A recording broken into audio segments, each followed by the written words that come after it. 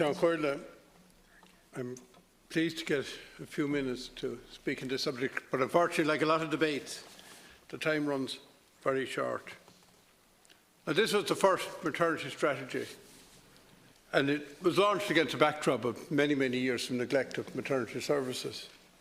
And the reality is that women should feel safe when they go into maternity services. And the second thing is, the best outcome should be got for both the women and, of course, the babies. And one of the amazing things about the system is that when the system wants to get money or has to find money, it finds it. So we find money for compensation cases that maybe should never have arisen in the hospitals. In many, many cases we know should never have arisen, and where compensation will never undo the damage done, no matter how much money we pay. So what we need to actually do is make sure that we have world-class services available in our maternity hospitals. And I have raised concerns about this before in the House, because I believe that many cases where there's been a lot of public outrage afterwards were caused by inadequate services available in the hospital, staff being overworked and inadequate facilities. Now, my colleagues have outlined this in quite detail here recently, since I came into the House.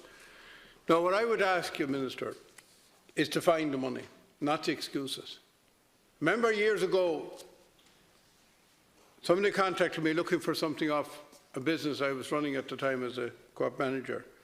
And I gave him an excuse, and he gave a very simple answer. He said, Éamon, I rang you for the product you have, not for excuses. Minister, we get all sorts of reasons as to why things can't happen. All we're looking for here today is quite simple. We're looking for the maternity strategy to be fully implemented, so that in all of the maternity hospitals right throughout the state there is a uniform service available to everybody, that is of the highest world standard.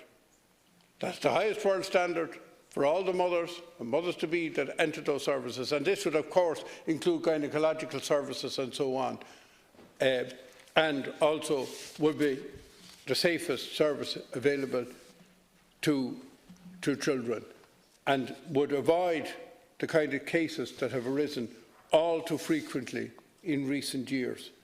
Minister, it's not a lot to ask. The money, as you did find for other services, can be found. Go and find it to implement this strategy now.